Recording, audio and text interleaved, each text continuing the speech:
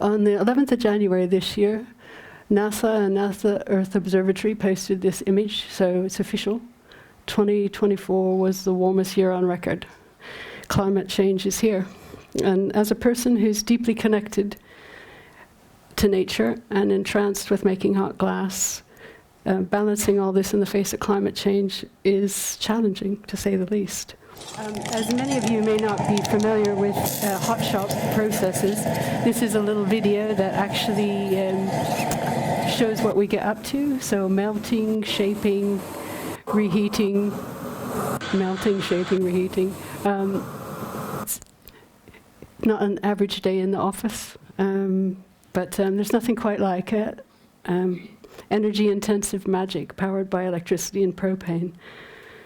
A lot of people ask me why glass. Well, I've been fascinated with glass since I was a child, and this passion was reignited while I was still working full-time in the tech sector, when I took a day out to have an experience day to try and blow glass. That was 10 years ago. I'm no longer working in the tech sector, and it's become a passion for me. A perfect means of expression for my work, which as a scuba diver is ocean-inspired and heavily influenced by water. I'm really lucky that glass took me to the Royal College of Art, and while studying I started to kind of question my process choices, but no other material I tried could actually create that fluidity and transparency that I needed for my work. In 2021 I started to think quite seriously about sustainability and what I could do. And it occurred after, well, we were all in lockdown, weren't we? And I spent a lot of time looking at things on social media. And I found these images by a photographer called Roger Fishman. And they were images of old ice, pictures that he'd taken in Greenland of ice that was more than 400,000 years old, that was now exposed by the melting or changing climate. And it actually made me really want to do something. So I created a small series of work, and I recorded all the data that it took to make it, the energy and other things. And I purchased verified offsets to actually make that small series of work carbon neutral. But it just didn't feel like enough. It felt like I needed to do more. And around the same time, I had the great opportunity to work with a master glassmaker, Neil Wilkin. And after a few conversations, it turned out that we both wanted the same thing, which is a net zero practice. So we joined forces to build a sustainable glass studio here in Wales.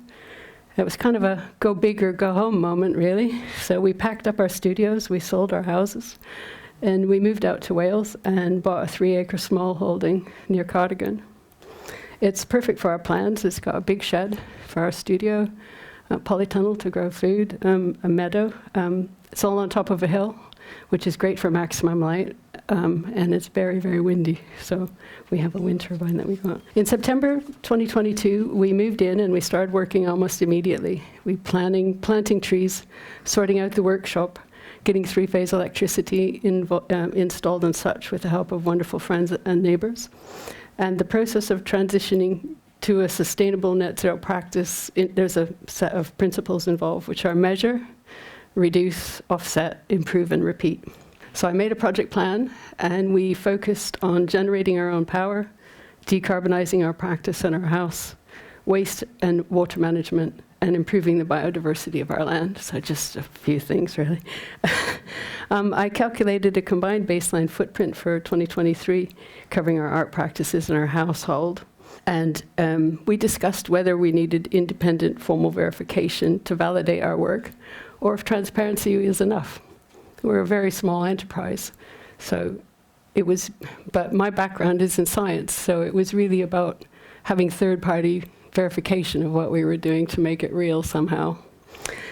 So I actually did a bunch of research, and it looked like we actually have to have our practices verified separately, because we have 2 separate practices, even though we use all the same resources in the studio. And then within each practice, you actually have to have each of your products verified. And because we make one-off products, it's kind of more aimed at product lines, so it wasn't really a very good fit. And then it really came down to the crux of it, which is to have it done, you need to have external consultants come in, and they cost thousands of pounds. times 2 because we have the 2 practices. So it turned out that that was actually just really way too expensive for our small setup. So the textbook solution was really out of reach for us. And it felt like we couldn't achieve our goals in the kind of right or prescribed way, which really bothered me.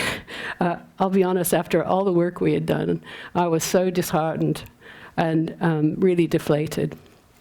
And then there's always something that happens, isn't there? There's like clouds parting after a storm. I read this social media post from a brilliant sculptor called Simon Gager. And the piece that was posted was called Trim Tab Sea Change. And it's inspired by a quote by Buckminster Fuller. And I hadn't heard of a trim tab, so I'll read you what it means. And it's paraphrased from an article by John Ferris. So imagine a giant ship, and the captain wants to turn it, but the rudder is really huge and hard to move.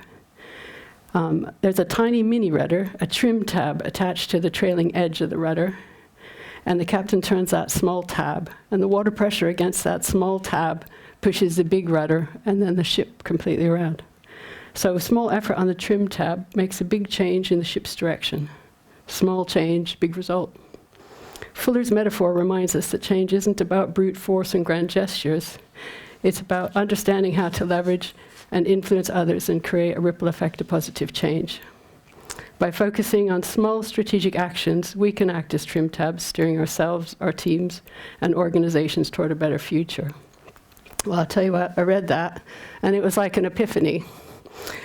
It put everything into focus for us, and it created a complete sea change in how we manage our transformation. We moved from life as a checklist of things to do to a deeper examination of what actions are most important, manageable, and achievable for us. Thinking about things differently means rethinking how we work at every level, all aspects of our lives. So what have we done with that? Well, we use our solar, wind, and other renewable energy sources to power all of our electrics in the workshop and the house. We've changed our working hours to suit the microgeneration, and we've replaced our oil-fired boiler for electric. In the workshop itself, Neil's redesigned and rebuilt the furnace to improve efficiency, so we reduce the amount of propane we use. Some of the biggest changes have come in our working practices. So in a normal hot shop, the furnace is running most of the time. But in ours, we actually wait to have a number of things that we need to make, and we batch work. So we melt, we make what we need, we use up the glass, and we switch off the furnace. That obviously reduces the amount of propane that we use. We melt waste cullet to make new work, so it reduces our need for new materials. We repurpose other materials to create new work, which also significantly reduces waste that's created. We optimize our delivery of goods. We use carbon-neutral couriers for shipping. We use sustainable packaging and reuse packaging as much as possible. I mean, this comes right down to small things like food choices. We make conscious food choices. We've moved to a mostly plant-based diet, not completely, and sustainable, locally grown food. We look at how many food miles we have when we shop, and we grow as much as we can of our own. In terms of water and waste management, we compost all of our organics. We repurpose, upcycle, free cycle. I'm a real fan of free cycle. And recycle what we no longer need. And we harvest and store rainwater. One of our biggest focuses, certainly one of my biggest focuses, has been biodiversity improvement. Since October 2022, we've planted about 1,600 trees and shrubs. 90% of these are native to where we are based in Pembrokeshire. A big chunk of them have been for a shelter belt and a few new hedgerows, and then reinforcing old hedgerows because we're on top of a hill. It's really, really windy. We have a small orchard. We've done meadow improvements using native seedgrass blends. We've created new habitats like dead hedges and bog gardens. And we're managing areas differently around our place, specifically for nature. We also look beyond our patch, and we support marine advocacy organizations in their key projects such as seagrass or mangrove restoration, and in the creation of marine protected areas. One of the really great projects we've had too is where we've worked with, and we create work for UK river action groups, advocating for clean, accessible waterways for us all. In the same way that Simon's sculpture Trim Tab Sea Change helped us reframe our actions, art can also provide an avenue for conversation and collaboration. And one of the most important things we can all do in the face of climate change is to open a conversation. In March 2023, Neil and I spent a day at the Project Seagrass Nursery in Larne. It was such a brilliant day. We were so inspired by our visit that we made a series of work based on seagrass using remelted waste glass. This is our interpretation of it. We hope to use the work to raise awareness of the importance of seagrass as an ally in the mitigation against climate change. We spoke to a great supporter of our work and a gallery owner, Rachel Babb, about the new series of seagrass work and our sustainability efforts. She absolutely loved the idea and ideas behind our work. Over the next few months, she worked tirelessly to organize an event to raise awareness about seagrass for World Ocean Day. She organized expert speakers from Southampton University in seagrass restoration. She invited the chair of the Environment Agency, and she asked us to speak as well. We were thrilled and kind of amazed, really. The event was sold out, and the effect has been amazing. There's new donations to seagrass restoration projects, improved awareness of the importance of seagrass in the wider community, and the UK government via the Environment Agency. It's a testament to Rachel's commitment and the passion and participation of everybody involved, but it's a perfect example of the ripple effect of positive change. And all this happened from a few pieces of blown glass and a conversation. So, what have we learned in 2.5 years? Last month, I calculated our carbon footprints, the combined ones, for 2024. It was higher than 2023, which was expected as we'd settled into a more normal working year for us. And we measured more indirect emissions like web hosting and raw materials used. We then looked at the other things we've done in terms of microgeneration and biodiversity improvements and so forth.